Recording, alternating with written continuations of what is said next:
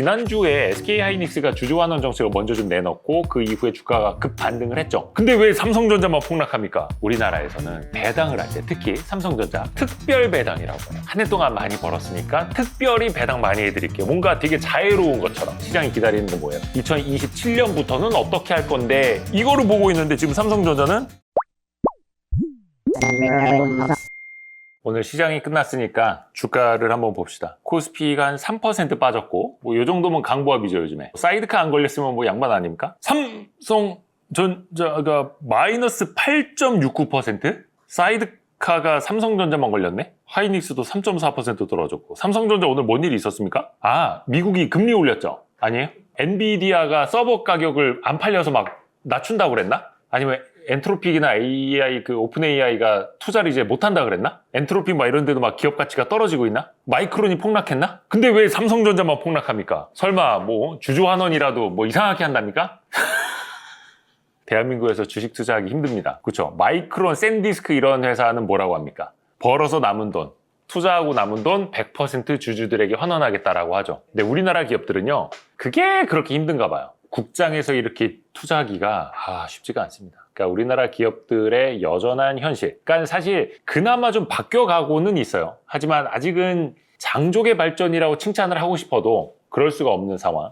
그러니까 사실 지난주에 SK하이닉스가 주주환원 정책을 먼저 좀 내놓고 그 이후에 주가가 급 반등을 했죠. 그러니까 프리캐시플로우, 잉여 현금 흐름의 50% 여기서 중요한 건 이상, 50% 이상을 주주환원 하겠다라고 하니까 환호를 했어요. 그런데 왜 삼성전자의 주주환원 내용이 나온 직후에는 주가가 이렇게 폭락을 했을까? 일단 이거는 뭐 시장이 답을 보여주는 거예요. 분명치 않았다. 그리고 충분치 않았다. 일단 오해하시면 안 되는 게 삼성전자의 주주환원이 앞으로 몇 년치가 나온 게 아니에요. 2026년 1년치에 대해서 나온 거고 기존에도 삼성전자는요. 24, 25, 26, 3개년 주주환원 정책을 발표를 했었습니다. 그게 잉여 현금 흐름의 50%라고 밝혀놨었어요.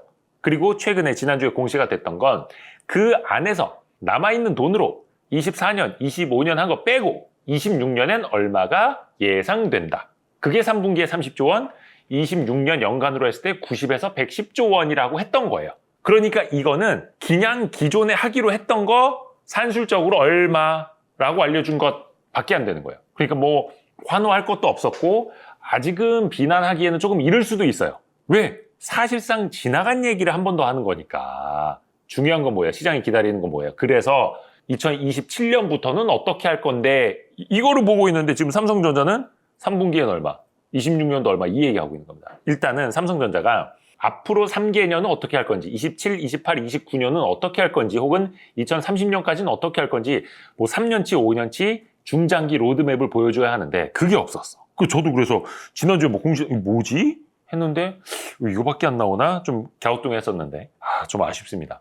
그래서 하이닉스와의 차이가 또 몇 가지가 있기는 해요. 하이닉스 한 40조 원 상당의 자사주 매입 소각을 발표를 했죠. 물론 그것도 많은 칭찬을 받았어요. 그런데 뭐 40조 원 자사주 매입소가 60조 원은 뭐 배당 뭐 이런 식으로 이야기 나왔습니다만 사실 생각해놓고 보면요. 40조 원 어디 좀 기억나는 숫자 있지 않습니까? 그렇죠. 얼마 전에 SK하이닉스가 뉴욕 증시에다가 ADR을 상장을 했을 때 조달한 돈이 40조 원이에요. 그냥 그거 주주들한테 다시 돌려주는 셈, 퉁인 거죠. 그런 측면에서 봤을 때는 이게 뭐 엄청나다라고 하기에는 사실은 좀 아깝기는 해요. 그리고 또 하나, 삼성전자에 지금 쏟아지는 비판 중에 하나가 이거예요. 삼성전자는요, 지금 자사주 매입 소각이 사실상 쉽지 않대요. 왜요?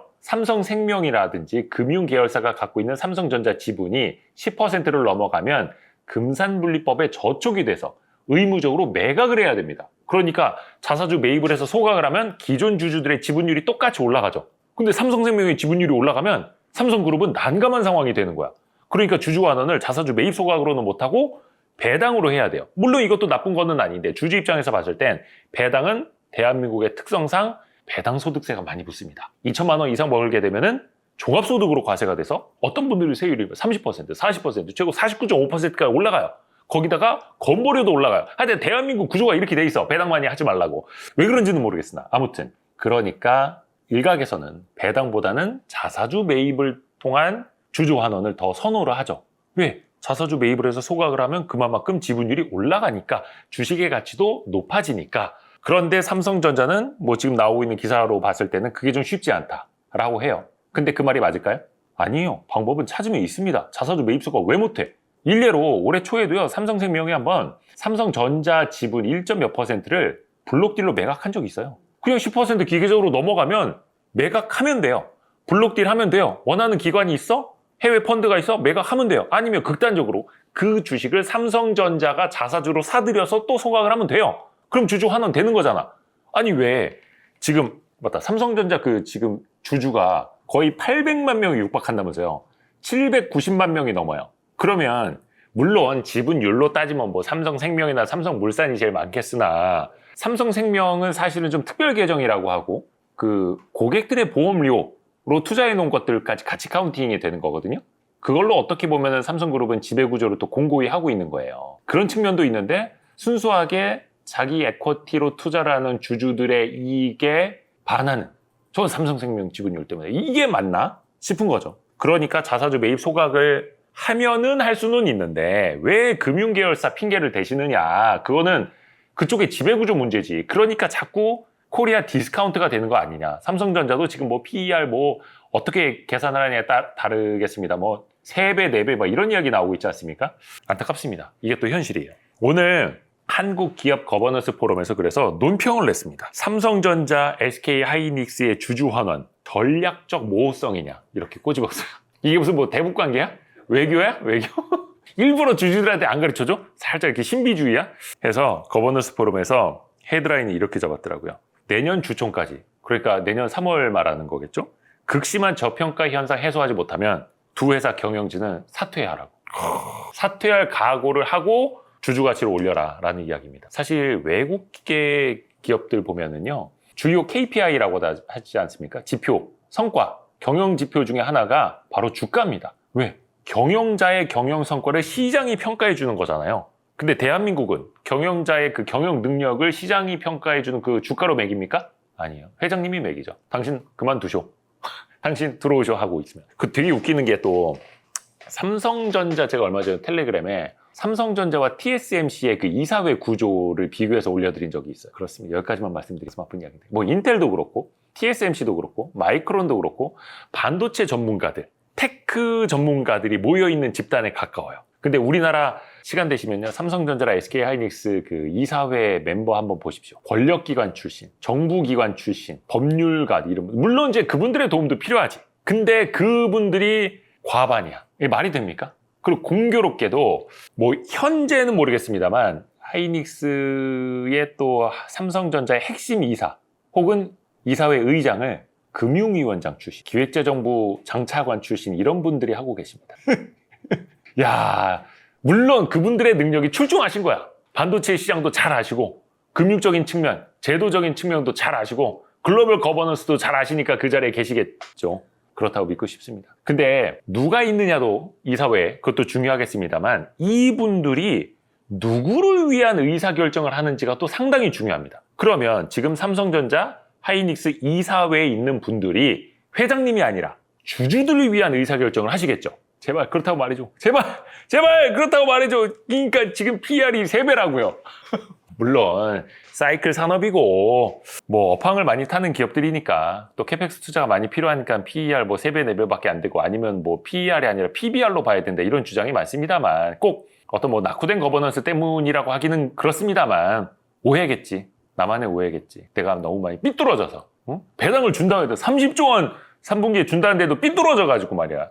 주가를 8%나 폭락시키고 이게 지금 2026년의 현재입니다. 물론 저희 Y스트릿을 비롯해서 또 한국기업 거버넌스 포럼도 그렇고 다른 이제 많은 거버넌스 개선을 위해서 목소리 내주시는 분들 덕분에 사실은 현재까지 온 것만 해도 대단해요. 하이닉스의 그 주주환원 정책 보면 과거보다는 많이 나아졌어요. 물론 우리는 이 글로벌 스탠다드에 맞춰서 또 가장 잘하는 주주환원을 가장 잘하는 미국 기업들에게 맞춰져 있으니까 눈높이를 또 이제 올리고 싶은 거지. 또 눈높이는 빠르게 올라가는데 기업들의 거버넌스는 주주환원은 못 올라오고 있으니까 재촉을 하는 거죠. 그게 또 주가라는 녀석으로 후드를 패면서 나타나는 거기도 하고 일단 한국기업 거버넌스 포럼에서 몇 가지 이야기한 거 대표적으로 이야기를 좀 해드릴게요. 한국기업 거버넌스 포럼에서 삼성전자의 몇 가지를 이제 요구를 한 게 있는데 그 첫 번째가 예측 가능성을 확대하라는 거예요. 그러니까 앞으로 몇 년 동안 어떻게 주주환원 정책이라고 하거든요. 정책을 펼쳐나갈 건지를 설명하라는 거예요. 최소한 2026년까지 가이던스를 연장하라라고 하는 거고 제가 지난번 야식 잡설 때도 말씀드렸습니다만 우리나라에서는 배당을 할 때 특히 삼성전자 특별 배당이라고 해요. 한 해 동안 많이 벌었으니까 특별히 배당 많이 해드릴게요. 뭔가 되게 자애로운 것처럼. 근데 알고 보면 이건희 회장님 돌아가신 다음에 상속세 재원 마련해야 돼서 대주주들도 돈이 많이 필요했기 때문에 배당을 더 많이 늘렸던 거잖아요. 그냥 주식회사니까 주주들에게 돌려주는 게 당연해서가 아니라 어이구 저 우리 선대 회장님 돌아가신 다음에 우리 회장님 저기 세금 납부하셔야 되니까 특별히 배당 많이 해서 이걸로 세금 낼 거예요. 그러니까 목적은 삼척동자가 봐도 다 알았던 거예요. 그러니까 제발 좀 특별배당이라는 말 좀 쓰지 말고 특별배당이라고 해서 환호할 것도 없고 박수 칠 것도 없다. 그냥 당연배당으로 가야지 무슨 특별배당이냐. 무슨 뭐 이사회가 주주들한테 뭐 자비를 베풀어? 하여튼 그런 생각. 또 하나 현실적인 가이던스를 제시하라고 주문을 했습니다. 우리가 미국 기업 보면은요 항상 시장 컨센서스 즉 애널리스트들의 추정치 대비 실적이 얼마 나왔다 뿐만이 아니라 이 회사의 가이던스 대비 실적이 잘 나왔다 못 나왔다도 평가를 하죠. 근데 우리나라는요 가이던스를 발표를 합니까? 거의 없죠. 아주 보기 드물게 자신들의 실적을 전망을 하는 걸 전망 공시, 공정 공시를 통해서 공시하는 회사들이 있기는 하거든요. 삼성전자, SK 하이닉스 정도 되면 그걸 이제는 해야 된다는 거예요. 그래야 예측 가능성이 생기고 얼마 실적을 번다라면 그 중에서 얼마를 배당을 하겠구나.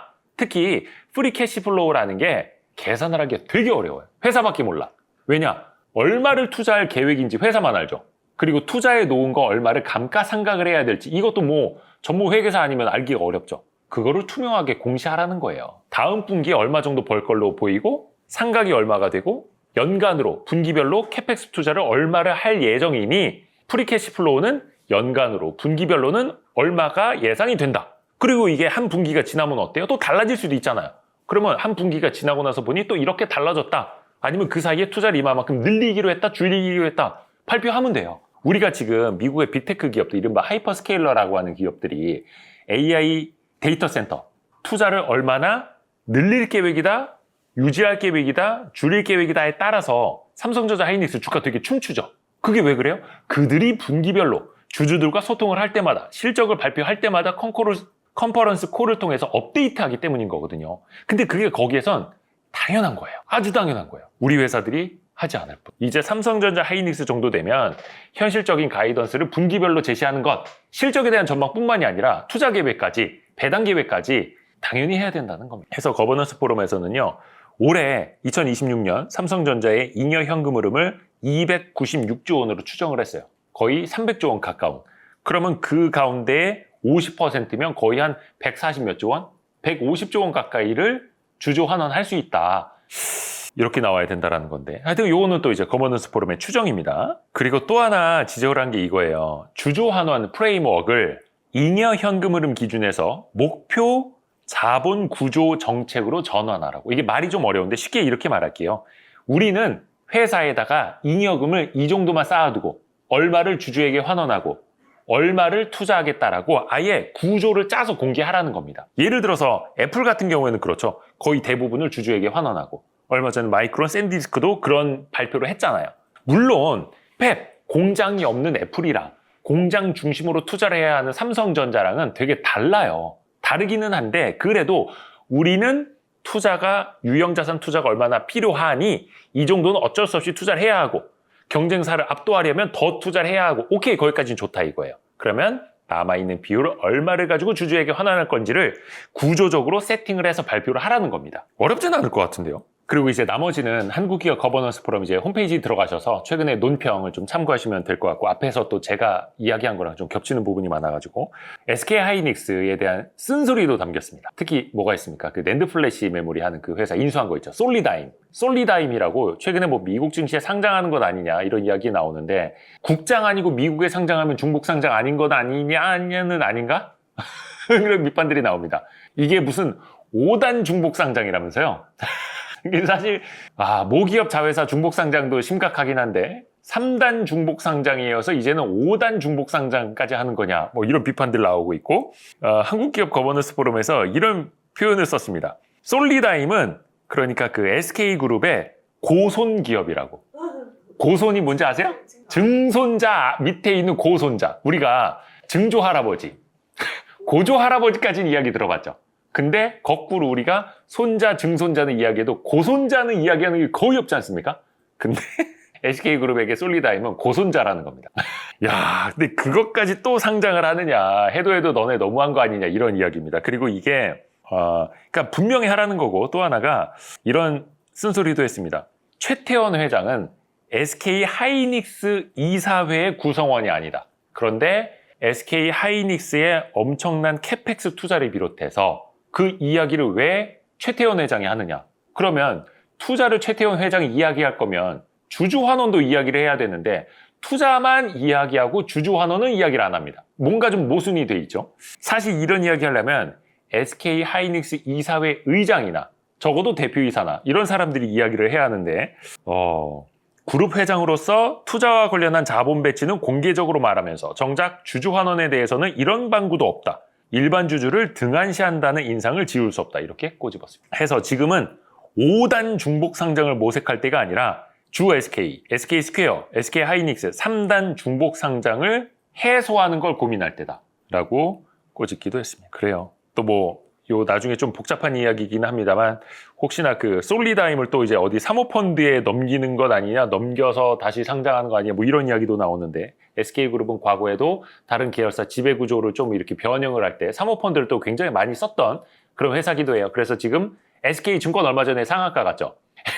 SK증권이 SK그룹 거게요, 아니게요? 예, 사모펀드에 넘겼습니다. 하지만 이름은 SK증권이에요. 사실상 많은 사람들이 SK그룹으로 알고 있어요. 그리고 얼마 전에 자사주 매입 소각도 SK증권에게 일감을 줬죠. 패밀리라는 거예요. 제가 알기로는 SK증권에 있는 고위층이 SK 하이닉스 비롯해서 주요 이제 전략적인 회의를 할 때도 같이 또 들어가는 걸로 알고 있는데, 하지만 지배구조상으로는 사모펀드가 갖고 있는, 왜? 금융계열사 또 특정 지분 한도 이런 것 때문에. 그러니까 어떻게 해서든 이렇게 비껴나가는 그런 장치들을 두고 있는데, 지나고 나서 보면 이게 다 하나하나 모여서 코리아 디스카운트, 삼성그룹, SK그룹 디스카운트가 되는 거다. 그걸 또 누가 피해를 보고 있느냐? 삼성전자만 하더라도 거의 800만 명에 육박하는, 거의 이제는 국민주가 된 SK 하이닉스. 예, 모두 이런 디스카운트로 인한 피해가 온다라는 겁니다. 그래서 우리가 이야기하는 건 단순히 오늘 당장의 배당, 오늘 당장의 자사주 매입 소각뿐만이 아니라 장기적인 주주 환원에 대한 생각, 철학, 정책으로 분명히 짚고 가자라는 겁니다. 혹시 이야기가 이해가 안 된다거나 궁금한 거 있습니까? 오늘 하품 5번 한 PD님. 지금 PD님이 이거 야식잡술 중요한 이야기 하는데 사람들은요, 지금 하이닉스 100 몇십만 원에 사야 되나요, 팔아야 되나요, 이런 건 엄청나게 듣는데, 거버넌스, 배당, 중복상장, 상법, 이사회 충실, 이런 건 관심을 안 갖는다고. 이상하게 Y스트림 이런 얘기하고 있고 재미없는 거. 궁금한 게 너무 많아요. 뭘 뻥치지 마. 궁금한 게 많아, 지금. SK랑 SK 스퀘어랑 SK 하이닉스랑 다른 회사잖아요. 네. 근데 왜 그게 중복 상장이고? 좋은 질문 했네. SK그룹의 지주사는 주식회사 SK예요. 그 밑에 SK 스퀘어라고 있고, 야가 SK 하이닉스의 지분 20%를 갖고 있어요. 근데 SK 스퀘어 무슨 사업합니까? 다른 기업들 지분도 좀 있어요. SK그룹 내에서. 근데 사실상 그 순자산의 대부분을, 물론 거기 이제 시가총액은 200조 원 되나마나 이렇게 하고 있는데, 대부분이 SK 하이닉스입니다. 그러니까 하이닉스 없으면 존재할 수 없는 회사, 하이닉스가 있기 때문에 존재하는 회사인데, 그러니까 사실상 최근에 SK 스퀘어를 투자했던 논리는 그거였어요. 두 가지가 있었는데, SK 하이닉스를 갖고 있는 순자산에 비했을 때 그 지분율보다도 SK 스퀘어가 엄청 싸. 절반도 안 돼. 절반만 평가를 받아도 얼마야? 이런 식으로. 그리고 또 하나, 어떤 기관들이 하이닉스만 많이 사고 싶은데 펀드 내 특정 종목만 몇 % 이상 담을 수 없는 규정이 있다 보니까 그거 넘어서는 거 SK 스퀘어로 담은 거예요. 혹은 주 SK로 담고. 그러면 사실상 SK 하이닉스를 많이 담는 효과가 생기잖아요. 이런 식으로. 근데 이거는 좋았던 시절의 얘기였을 뿐, 지금 지나고 나서 보면 다시 또 중복상장의 폐해가 언급이 될 수밖에 없는 거예요. 예를 들어서 반도체가 너무 좋아, 하이닉스가 너무 좋아, 한 100조 원의 투자 자금이 있어요. 그러면 순수하게 하이닉스만 100조 원을 사고 100조 원을 산 것에 대한 지분율을 내가 그대로 가져오면 좋은데, 하이닉스를 갖고 있는 또 다른 게 상장이 돼 있네? SK 스퀘어를 누군가는 또 거래할 수도 있겠고 또 SK가 상장이 되어 있네 이런 식으로 퍼져 있다라는 거죠. 그러면 순수하게 오로지 하이닉스만 좋아 하이닉스 100% 주주만이 하이닉스를 누릴 수 있어가 아닌 거죠. 막 퍼져 있는 거예요. 그게 이제 중복 상장의 폐해이기도 합니다. 또 만약에 누군가 중복 상장을 또 한 번 한다라고 하면 여기에 갈 투자 자금이 다른 데로 또 빠져나가는 그런 효과도 있는 거죠. 그게 더블 카운팅 이슈의 핵심이기도 합니다. 이해가 좀 됩니까? 또 궁금한 거 많다며. 그래서 그거를 이렇게 합치면 결국엔 뭘로 상장이 되어야 돼요? 예를 들어서 이겁니다. 하이닉스만 남겨놓고 SK 스퀘어를 상장 폐지시키든지 아니면 SK 스퀘어만 남겨놓고 SK 하이닉스를 상장 폐지시키든지 아니면 주 SK만 남겨놓고 하이닉스 계열사들을 다 상장 폐지시키든지 극단적으로 SK가 지금 상장되어 있는 상장회사가 셀 수 없이 많아요. 수십 개가 있습니다. 다 자진상폐를 시켜. 예를 들어서 하이닉스가 너무 많이 벌었어. 아니면 상장되어 있는 회사들 다 SK가 사들일 거야. 다 상장 폐지, 자진 상장 폐지시켜. 그러면 오로지 우리가 SK 그룹에 투자하기 위해서는 하나의 주식밖에 없다 쳐봐요. 그러면 이거 하나만 다 사야 되는 거예요. 그러면 이거의 가치가 그대로 있겠습니까? 엄청 올라가죠. 근데 현재는 그 반대죠. 정유도 투자해야 되니까 이것도 상장시켜. 2차 전지도 해야 되니까 또 자회사로 만들어. 또 그 상장하려다가 못했죠. SK온이라는 것도. 그래서 SK 이노베이션 안에 또 있죠. 모두 해야 되니까 또 떼서 상장, 떼서 상장, 떼서 상장, 떼서 상장. SK그룹도 그거 참 많이 했습니다. 그리고 또 얼마 전에 카카오그룹도 인적 분할하지 않았습니까? 그 이후에 그 결의하긴 했습니다만 인적 분할 결의 나온 다음에 카카오 어떻게 됐습니까? 주가 작살났죠. 그게 시장의 평가입니다. 카카오가 또 카카오짓 하고 있네 이런 식으로. 그러니까 사실은 인적 분할이니까 주주 가치가 뭐 물적 분할해서 뭐 중복 상장하는 것처럼 뭐 훼손되는 건 아니거든요. 똑같이 사과를 반쪽씩 옆으로 떼는 거예요. 인적 분할을. 물적 분할은 밑으로 떼내는 거고 마치 목걸이가 있는데 다이아몬드 펜던트를 밑으로 떼내서 상장시키는 게 물적 분할 중복 상장이고 인적 분할은요 옆으로 떼내는 거예요. 사과 반쪽을 둘이 이렇게. 그러니까 엄밀히 따지면은 뭐 주주 가치에 문제가 생기는 건 아니에요. 인적 분할한 이후에 더 잘 되는 회사도 있어. 근데 시선은 이거죠. 또 카카오가 카카오짓 하고 있네. 딱지 노란 회사는 사지 말라 막 이런 얘기. 그게 디스카운트의 본질입니다. 삼성도 엄청나게 뭐가 많잖아요. 근데 삼성은 그런 논란이 없어요? 삼성은요. 일단은 순환 출자 구조라는 게 좀 달라요. 이거 너무 멀리 나간다. 그러니까 이게 그거예요. 그러니까 우리 PD님 방금 좋은 질문을 했는데 여러분 죄송합니다. 조금만 깊이 들어갑시다. Y3 이렇게 더럽게 재미가 없습니다. 지주사 체제는요. 위에서부터 수직 구조입니다. 지주 회사가 뭐예요? 지주. 정신적 지주라잖아. 끝에 있는 지분도 가장 많이 갖고 있는 지주 회사예요. 그 밑에 수직으로 놓은 거예요. 제일 깔끔한 거는요. 지주 하나만 있고 병렬 구조로 밑에는 되어 있는 거예요. 깔끔하죠. 모두 다 이 지주 회사가 갖고 있는. 그러면 이 지주 회사 하나만 상장하면 이 지주 회사만 투자하면 돼요. 내가 유튜브에도 투자를 하고 싶고 검색 사이트에도 투자하고 싶고 AI에도 투자하고 싶고 소셜 네트워크에도 투자하고 싶은데 다 살 필요 없어. 그냥 알파벳만 사면 땡. 알파벳에 수많은 계열사들이 다 상장되어 있습니까? 아니요. 그냥 알파벳만 있잖아. 그러니까 그냥 말 그대로 A부터 Z까지 다 있는 게 알파벳이라고요. 근데 우리나라는 어때요? 지주사도 상장돼 있고 중간 지주사 상장돼 있고 그 중간 지주사도 상장돼 있고 거의 뭐 홀딩스 위에 홀딩스가 또 있는 회사들도 있습니다. 골 때립니다. 이름이 지주인데 지주가 아닌 경우도 있어요. 골 때립니다. 그게 대한민국이에요. 순환 출자 구조는 뭐냐? 이 회사가 여기에 투자를 하고 이 회사가 또 다른 계열사에 투자를 하고 이 회사가 또 다른 회사에 투자를 하고 이 회사가 또 이 회사에 투자를 하고 있는 거예요. 그러니까 서로가 꼬리를 물듯이 서로가 지분을 갖고 있는 게 순환 출자 구조예요. 근데 이거를 많이들 이제 해소하라고 했어요. 그래서 많이들 사라지고 있는데 예전에 롯데그룹은요 400여 개 계열사의 순환 출자 구조가 몇만 개에 달했던 적도 있어요. 골 때립니다. 그래서 지금은 또 많이 거기는 해소를 했습니다만 왜 순환 출자 구조가 위험하냐? 계열사 하나에 위험이 생겼어. 여기가 망해. 그럼 이 지분 갖고 있는 회사도 망할 확률 높아지고 이 지분 갖고 있는 회사도 망할 확률 높아지다 보니까 IMF 이후에 이 순환 출자 구조를 많이들 해소하라고 했어요.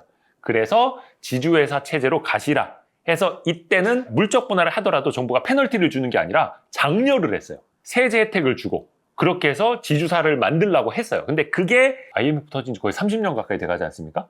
그런데 그게 아직까지도 남아있는 거예요. 위험이 전이되는 그 가능성을 낮추라고 장려해왔던 물적 분할 이후 중복 상장으로 막 너무 많이 변이가 되어 있어서 이제는 그걸 또 이제 막 바꿔가고 있는 그런 상황이긴 한데 삼성그룹은 아직까지도 순환 출자 구조에 있는 거예요. 근데 또 지주회사 체제에 있다라고 해서 이게 다 좋기만 한 거냐? 사실은 또 그것도 아니에요. 어떤 제도가 좋다 나쁘다를 떠나서 아니 지주회사 체제가 좋은데 뭘 그렇게 해놓고 다 중복 상장시켜놨는데 뭐 그럼 또 이게 좋은 거예요 주주들에게? 이건 또 아니라는 거죠. 장단점을 또 따져봐야 하긴 합니다. 현대차 그룹도 빨리 지주회사 체제로 가야 한다. 저순환 출자 구조를 어떻게 해석할 거냐? 결국 막 계산기 두드려보고 그래서 보스턴 다이내믹스를 상장을 시켜서 그 돈으로 정의선 회장이 얼마를 엑시트해갖고 모비스를 더 살 거냐 아니면 글로비스를 지주사로 만들 거냐 이거 막 계산기 두드리고 있는 거잖아. 구글로 따지면 구글 창업자 누굽니까? 그 세르게이 브린하고 레리 페이지하고 걔네 자식들한테 지분을 얼마 줬고 구글을 레리 페이지의 둘째 딸이 떼갈 거냐 뭐 딸이 있는지 아들이 있는지 알 수도 없겠으면 우리 관심도 없잖아. 모르잖아. 근데 저 검색 사이트는 누가 물적 분할할 거냐 이거 안 따지잖아. 걔네들은 범 LG가가 GS, LX, 뭐 LIG 등등으로 뭐 허씨, 뭐 구씨 뭐 지금 생각해보면 참 코미디 같은 일이죠. 그래서 참 대한민국은 우여곡절도 많이 겪었고 고도의 압축 성장을 하는 과정에서 당시에는 그게 우리의 빠른 성장을 또 읽어왔다고 합니다만 그게 과연 2026년에도 남아있는 게 말이 되느냐. 이제는 우리도 이제 선진시장으로 가려면 선진국으로 가려면 개선할 것들도 또 빨리 개선하고 털 것 빨리 털고 바꿀 건 바꿔나가야 한다는 겁니다. 왜냐? 기업 거버넌스는 못 따라오지만 주주들의 눈높이는요 굉장히 높아지고 있어요. 주주들의 수준도 굉장히 높아지고 있습니다. 왜? 선진시장을 보면서 선진 기업들의 거버넌스를 보면서 그래서 또 이제 기업들이 올라와야 되는데 그래서 와이스트릿이 오랜만에 거버넌스 관련해서 좀 핏대를 세운 시간이었는데 삼성전자가 8% 폭락하는 바람에 제가 참 그 제1회 거버넌스 포럼에 상을 받은 수상자 아니겠습니까? 언론 부분 혁신상이라고 그런 게 있습니다. 아무튼 코리아 디스카운트를 또 해소하기 위해서 또 와이스트릿을 또 응원하기 위해서 8% 폭락한 삼성전자를 살려내기 위해서 많이 또 좋아요와 구독, 공유 많이 또 응원 부탁드립니다. 알림, 구독, 좋아요, 댓글, 다른 영상 보기까지 고맙습니다. 맞다. 삼성전자 얘기 나와서 말인데 호돌이님과 반도체 강의를 하고 있는데 사실은 반도체 산업도 공부를 해야 되고 투자 사이클도 공부를 해야 하고 사실은 피와 되고 살이 되는 이야기인데 이걸 또 얼마나 좋다고 또 이렇게 알려드릴 방법이 없네. 어쩔 수 없이 미우나 고우나 대한민국에서는 시가총액 절반 이상이 반도체고 반도체 투자를 못하면 대한민국 주식시장에서 아웃퍼폼 할 수가 없고 반도체를 빼놓고는 미우나 고우나 투자를 안 할 수가 없네. 그래서 반도체를 또 공부해야 되니까요. 호돌이님과 함께하는 반도체 강의도 고정 댓글에 있으니까요. 많이 또 관심 부탁드립니다. 고맙습니다. 뿅! 우리가 반도체 산업에 투자하면서 생각보다 많이 놓치는 주제들 이 실적에 대한 오해도 오늘 싹 다 뒤집어 버릴 겁니다. 이번 강의를 수강하시면 다른 섹터에도 쉽게 적용하실 수 있습니다. 고정 댓글을 참고하세요.